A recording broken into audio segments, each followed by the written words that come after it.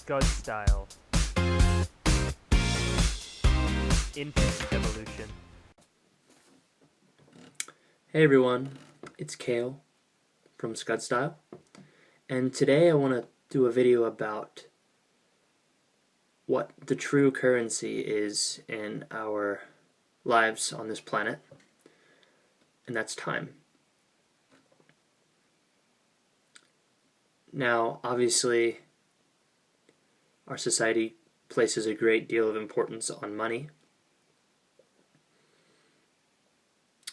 and so much of an importance, in fact, that the majority of the workforce is willing to trade a very significant portion of time to earn that money. And over time, it's almost becoming a badge of honor to work more and more hours.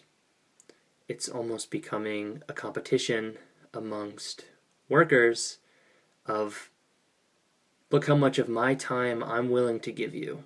Look at how valuable I am to the company I'm working for. Or look at how much dedication I pour into this. Or any kind of thinking along those lines. And really, if we look at it, the idea of a job is not first and foremost to make an impact on the world. Not first and foremost to spend the day because we're bored, or to contribute to society, or be an upstanding citizen, or anything like that. The primary function of a job or a career is about money. Or, at the root of that, what it's actually about is about survival. We, in our present-day civilized times, most of us, and especially those living in cities, aren't hunting. We're not growing our own food. We're not making our own clothing or our own shelter or anything like that.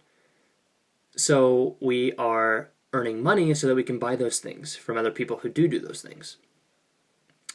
And so, at the base, it's how much money can I get per hour of my time. That's kind of the basis of how a job trade-off should be. We should ideally want to spend only enough time where our needs are met so that we can use the rest of our time to do something that is important to us, to spend however we wish. And for a lot of the people, they do use this opportunity when the time is their own to have some kind of autonomy over how they spend it. And a lot of them choose to have the autonomy to maybe help other people, or maybe that's their opportunity to make a difference in the world. Or a lot of times it's just to be able to have enough time to see your friends, or spend time with your kids, or take up a hobby that you enjoy doing and share that with people, and have enough space in your life to really get to enjoy it, to empower others to get to enjoy theirs, and to set up a system where everyone gets a little piece of the pie. Everyone can have their basic needs met, have enough food, have enough water, have a place to live that's dry and clean. And then from there, once those basic needs are met, then people can start to do things that excite them, and they can start to give back to other people, and they can start to do this and that. This model has kind of been, and this is very simplified and all societies are different, but this model in the United States, from my experience and observation and from interacting with people, is starting to kind of get lost. And people aren't working jobs in any kind of reasonable money-time trade-off. They're far surpassing what the basic needs to be safe and to survive are, and replacing all that extra time that could be filled with basic needs plus fulfillment and time and choice and autonomy and having time to spend time with people or do things you like or be able to give back or have some kind of say in how you can contribute instead of waiting and hoping your boss is going to sign off on it or hoping that you're going to get promoted so you will have the choice and instead just get stacked up with seemingly endless responsibility. So there's an old adage that is, there's what would you do if $86,400 were deposited into your personal bank account every day, and the catch was anything you didn't use disappeared the next day and reset. What would you do? Would you sit around? Would you spend it in an office? Would you spend it doing a job you didn't want to do?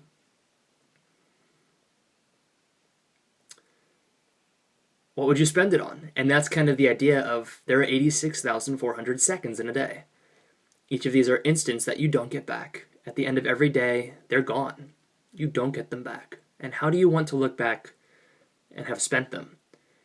You know, what we do every day shapes who we are and who we interact with and who we get to meet. And those people, you know, it's all an interwoven web of interaction and activity and experience and knowledge and application of knowledge and who we can share that with and who we can learn from ourselves. There are people who fit into this present model that are lucky enough to get to do what they love every single day. If they had that $86,000, they would spend it or they'd give it away and they'd spend their days doing exactly what they're doing. I'm sure people like that do exist. I'm also sure that they are the very rare exception to the rule. And even so, there would be things about the day that they wish they could change a little bit. Maybe things about their day-to-day process that they don't quite like, but they bear because it's part of the game that they have to play in order to get what they want. So my basis of this kind of time versus money is just to keep that in perspective. Why trade more time than is necessary to meet the base needs? Because once, and there have been plenty of scientific and psychological studies that have proven this, once people's base demands are met, you know, they're not worried about where their next meal is going to come in, or they're not worried about if they're going to get evicted, or they're not worried about this. Once people meet those basic demands, everyone's happiness level is roughly the same once they get on that level playing field. People who are much wealthier, in studies have been shown, they're not much happier. And they're certainly not happier to the extent, relatively, that they should be by their increase in wealth and superfluous ability to not have to worry about where the next paycheck's coming from. Because we create all of those things in the excess that we take on.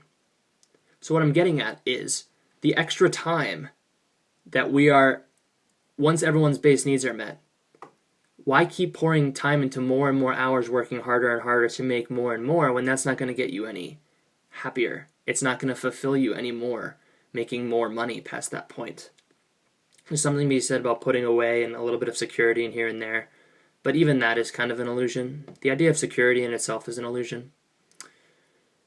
Why not instead trade off some time for money, work less, and do more outside of the whole kind of work game?